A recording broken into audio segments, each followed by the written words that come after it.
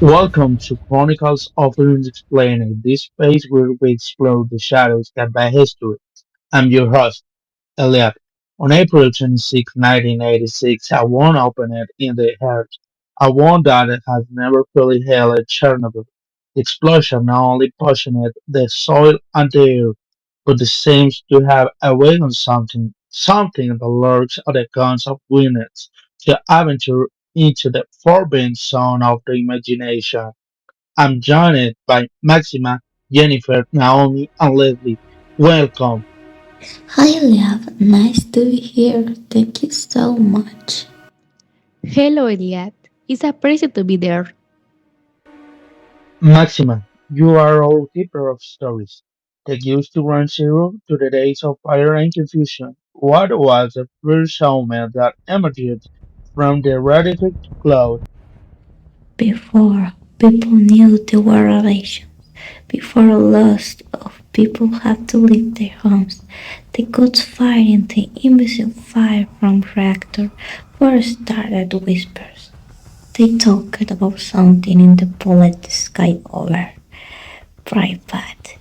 It wasn't a bird, it wasn't a plane. They called it the Black Bird of Chernobyl. Bible described it in a really creepy way.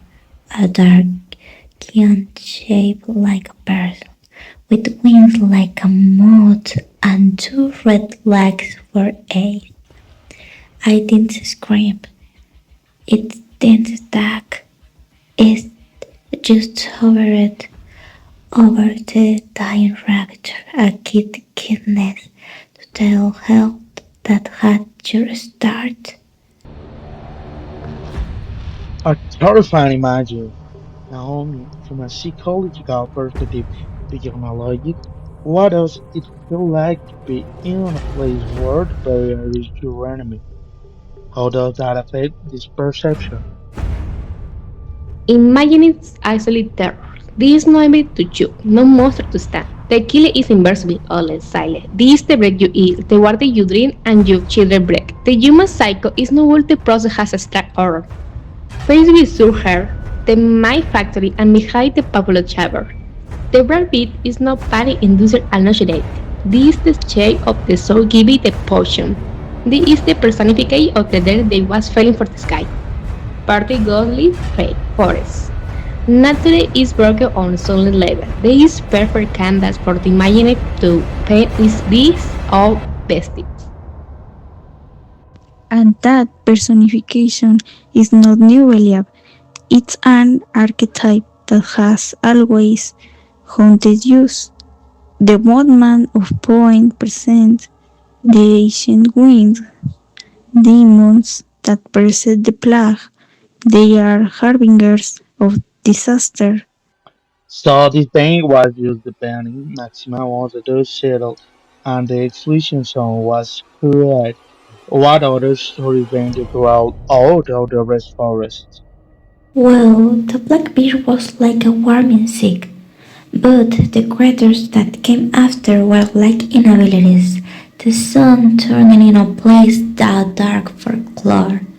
The people cleaned up the mess and soldiers talked about bags of walls with first not great but black, like they'd been turned. They said they were bigger, smarter, and they didn't howl at the moon. They howled at the wind glow, something coming from the reactor rings.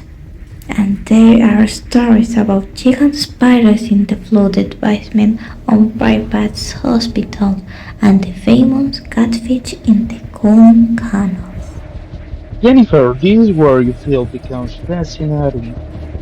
I'm not asking if you don't need a master overnight, but what kind of strange and unnatural environment the philosophy create?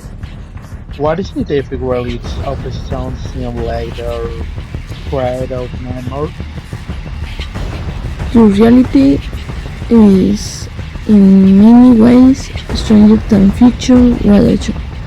Bruce create functional monster, but it does create an environment of biological horror. We have the elephant food in the reactor core, a maze of molten corium, so lethal that it is essence a stationary monster that will kill, and John Woo approach in we have forest where decomposition and almost stop. The leaves and the trees don't rot because the microbes and fungi have been annihilated in a perpetually ghostly forest. Nature is broken on a fundamental level. That's a perfect canvas for the imaginers to paint its own best.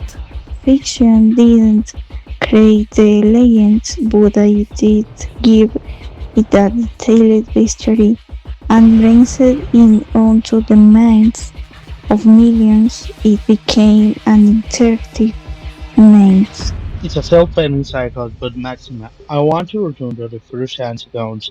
It's their legend that is more personal or more human. So yeah, the saddest on of all. They went about to each people with snake eater as someone illegally. The stalkers talk about this. They say each stays super cute in Pripyat Square or in hallway of abandoned schools. Sometimes you can hear stuff. The far off sound of a Ferris wheel creaking, even when there's no wind. A kid lying in a playground that's empty. There's no ghosts like you usually think. The lion says the explosion was so bad it soaked the buildings and air with the emotional memories of the city last normal day.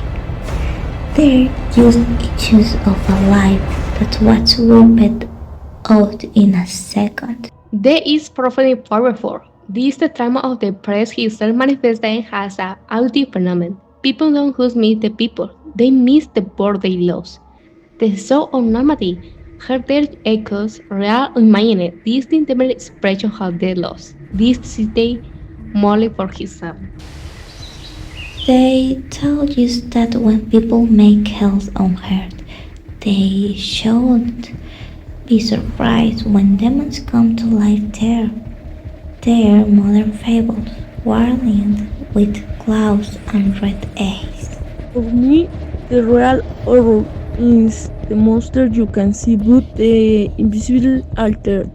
The real monster is an isotope of cesium 137, with a half-life of 30 years which will settle in your bones without you even realizing it. These creatures are proof that mind is immortal. We might have science and technology, but deep down we still explain the inexplicable with monsters in the dark, whether it's an enchanted forest or a nuclear exclusion zone. Perfectly to have leave you of breathless. The Bestiary of Chernobyl may not exist in reality but lies in the breathed through collective conscious. And the eternal remainder of the one only Maxima, Jennifer, Leslie. Thank you for getting off the journey in the darkness. And to you, thanks for your listening to Chronicles on the Unexplained. Enjoy the for next episode where we will travel to the deeps of the ocean to talk about the blue ocean. See you later, guys.